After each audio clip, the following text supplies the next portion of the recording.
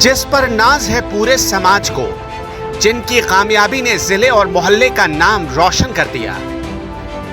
आज बात उसी शख्सियत की जो अपने हुनर में इतना प्रवीण है कि घर वालों ने उसका नाम ही प्यार से प्रवीण रख दिया। गौतम बुद्ध नगर की जेवर तहसील में एक छोटा सा गांव है गोविंदगढ़। इसी गोविंदगढ़ में प्रवीण का जन्म हुआ। परिवार बहुत साधारण था। पिता खेती किसानी करके परिवार की जरूरतों को पूरा किया करते थे। घर में एक छोटी बहन है और बड़े भाई। सबको पढ़ाना, स्कूल भेजना और इस लायक बनाना कि खुद के पैरों पर खड़ा हो सके। पिता ने ये जिम्मेदारी बखूबी निभाई। आज भी प्रवीण के पिता बड़े गर्व से कहते हैं कि वो एक किसान है, जबकि उनकी माँ एक हाउसवाइफ है। सीमित संसाधनों और सुविधाओं के अभाव में प्रवीण कुमार ने विदेशी सरजमी पर मेहनत की कलम से चांदी के हस्ताक्षर किए हैं। आज हिंदुस्तान के फलक पर उनका नाम सुनहरे अक्षरों में दर्ज किया गया है। नर्सरी से लेकर 5वीं तक प्रवीण कुमार गांव के ही प्राइमरी स्कूल में पढ़े।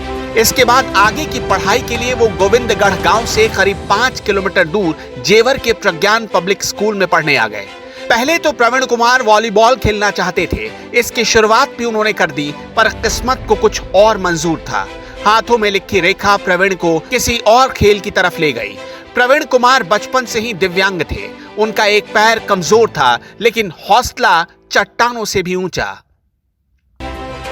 और इरादे बहुत बुलंद और मजबूत। एक दिन प्रज्ञान पब्लिक स्कूल में बच्चे जब हाई जंप कर रहे थे, तब प्रवीण कुमार भी उनके बीच हाई जंप करने चले गए। बच्चे प्रवीण को देखकर हंसने लगे, लेकिन जब उन्होंने छलांग लगाई तो सामान्य बच्चों से ऊपर कूद गए। इसके बाद प्रवीण कुमार ने मुड़कर नहीं देखा। प्रज्ञान में पढ़ते पढ़ते वो ऊंची कूद में कई राष्ट्रीय पुरस्कार जीत चुके थे। इसके बाद वो दिल्ली आ गए। यहीं पर कोच सतपाल सिंह की निगरानी में प्रवीण टोक्यो में पैरा ओलंपिक के लिए तैयारी करने में जुट गए। और एक दिन ऐसा आया जब उनका चयन हो गया पैरा ओलंपिक T64 कैटेगरी में। और इसके बाद तो जेवर के इतिहास में दर्ज हुआ 3 सितंबर 2021 का दिन, जब प्रवीण ने टोक्यो में अपनी कामयाबी का झंडा गाड़ दिया।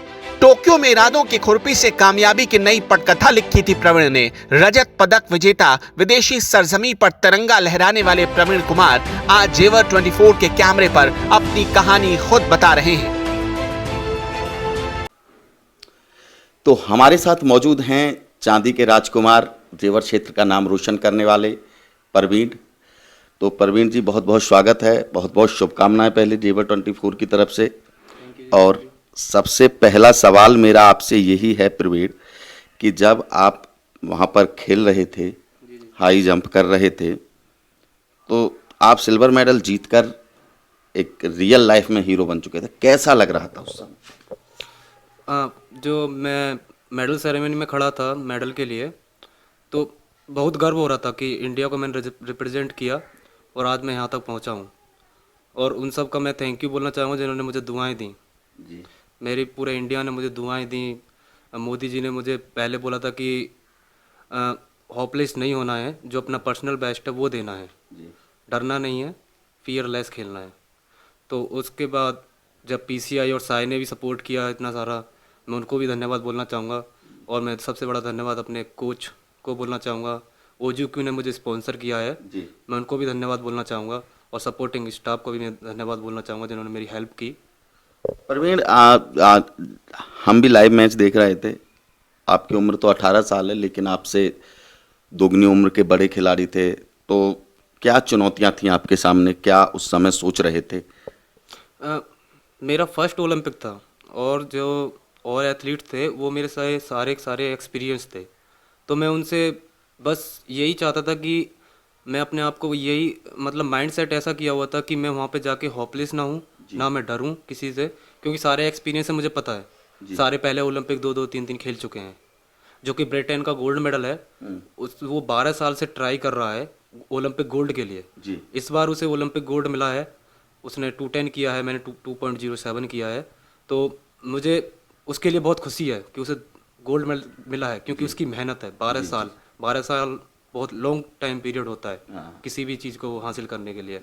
जब वो बहुत इमोशनल हो गया था, मेरे कंधे पे सर रख के बहुत खुश था, आंसू आ रहे थे उसके, तो मैं उसके लिए बहुत रियली खुश था कि मैंने भाई तुझे मिला है, मैं बहुत खुश हूँ। मैं अपने मेडल से भी ज़्यादा खुश हूँ कि तुझे मिला है, क्योंकि कंपटीशन में ये ज़रूरी होता है कि कंपटीशन हो रहा है, ये बात की बात है, फ्रेंडली बिहेवियर, उनके साथ बर्ताव, बिहेव करना, कैसे उनको मतलब साथ में रखना है, कैसे उनसे बातचीत करनी है, उनकी बातों को समझना, ये सबसे ज़रूरी है। क्योंकि दूसरी कंट्री से हम मिलते हैं जाके तो उनसे बात करना, उनको ये महसूस नहीं होना चाहिए कि ये हमारा कंप्यूटर है जी या इसके साथ हमें कुछ उल्टा सीधा या कुछ वैसा करना चाहिए या कुछ ऐसा बर्ताव करना जिससे वो डिमोटिवेट हो जाए। नहीं, बिल्कुल ऐसा नहीं करना चाहिए उनको। और ये बोलो कि बहुत बढ़िया है, best of luck for your competition, आप आइए, मिलते हैं, खेलते हैं साथ में।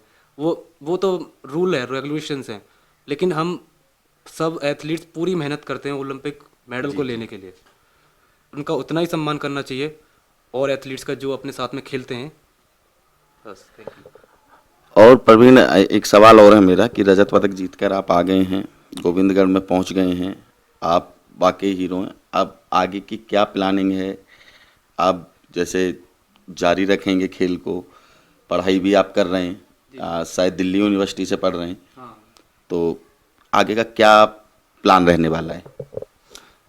अभी तो सर मैं अपना टारगेट बनाऊंगा कि 2024 में पेरिस में, अगर आप सबकी दुआ रही और ऐसे ही सपोर्ट मिलता रहा तो सभी की है। गोल्ड मेडल जीत जाऊं। और मेरा यह सपना है कि मैं जब मेरी मेडल सेरेमनी हो उस टाइम पे मैं इंडिया का राष्ट्रगान सुनना चाहता हूं पूरे उसमें स्टेडियम में, जिससे मुझे बहुत प्राउडली फीलिंग आएगी। मेरा ये सपना है कि इंडिया का राष्ट्रगान बजना चाहिए, जिसको मैं सुनकर इमोशनल हो रहे हैं। बिल्कुल ठीक बात है। इंडिया का राष्ट्रगान अगर बजता है, अब भी देश का नाम रोशन करके प्रवीण लौटे हैं और इमोशनल हैं जेवर 24 के साथ बात करते करते। तो प्रवीण, अब थोड़ा सा हम आपके जो पास्ट रहा है उसकी तरफ एक बार चलते हैं कि कहाँ से आपने नर्सरी से पढ़ाई की है, उसके बाद क्या हुआ, फिर उसके बाद क्या हुआ, ओलंपिक तक कैसे पहुँचे, बताइए दर्शकों को। मैंने नर्सरी टू 6 मैंने ये पढ़ाई गांव में ही की थी। अच्छा। हाँ, अमकेश जी चाचा भी लगते हैं मेरे, और वो मेरे प्रिंसिपल भी रहे हैं। तो ये शांति निकेतन स्कूल है, इसमें मैंने पढ़ाई की थी गांव में ही जी 6 तक। 7th में मैंने प्रज्ञान में एडमिशन लिया था। जी तो मेरी रुचि 9th में पैदा हुई थी कि 9th में मुझे स्पोर्ट्स में जाने की रुचि हुई। मैं पहले वॉलीबॉल खेलता था, प्रवीण सर हैं, फरीद सर हैं, बहुत सारे धीरज सर हैं, केपी सर हैं, अच्छा अच्छा। जिन्होंने मुझे सपोर्ट किया है, बहुत सपोर्ट किया है। और भी टीचर्स हैं, जी जी। तो मैं लिस्ट अगर आपको बताऊं नाम तो बहुत सारे टीचर्स हैं जिन्होंने मुझे सपोर्ट किया है। लेकिन मैं प्रज्ञान स्कूल का थैंक यू बोलना चाहूँगा उनके सपोर्ट के लिए। पर 7th to 12th मैंने वहीं से किया था। स्टार्टिंग मैंने स्पोर्ट्स डे से की थी जो 9th क्लास में हुआ था। स्पोर्ट डे पे एथलेटिक्स का फंक्शन था, उसमें एथलेटिक्स की मीट्स हो रही थी। ऐसा मतलब मैं प्रज्ञान में गया था तो मैंने बात कही, ऐसा बताते हैं कि कुछ बच्चे खेल रहे थे, केपी सिंह टीचर हैं, उन्होंने कहा प्रवीण की इच्छा जाहिर हुई और आप जब वहाँ गए तो आपको देखकर सब चौंक गए थे। हाँ, वो उस टाइम पे ना कि मुझे कोई जानता नहीं था, तो फरीद सर भी मेरे बारे में उतना नहीं जानते थे कि कैसे निकालें। मतलब मेरा पैर में प्रॉब्लम है, मैं डिसेबल हूँ, तो इसलिए उनको प्रॉब्लम थी। उनकी माइंड सेट भी ठीक था कि अगर ये बच्चा compete करता है हाई जंप में, वो भी ऐसे इवेंट में जिसमें इंजरी के चांसेस होते हैं, तो उसमें ये सबसे ज़्यादा डर रहता है कि डिसेबल पर्सन के लिए यार उसके साथ कुछ और बुरा ना हो जाए, क्योंकि वो पहले से ही बहुत प्रॉब्लम फेसेस करता आया है। तो हर एक टीचर के माइंड में आता है कि वो कैसे कैसे परमिशन दे सकता है उस चीज़ के लिए जो उसके लिए बहुत ही हानिकारक है। तो मैंने जब केपी सर प्रिंसिपल मैम को बोला कि इवेंट से एक दिन पहले ही मुझे पता चला था कि कल का इवेंट होने वाला है, जैसे मुझे आज पता चला है कि हाई जंप हो रहा है जी। और उसमें मुझे बहुत बच्चों ने, फ्रेंड्स ने मोटिवेट किया था कि करो।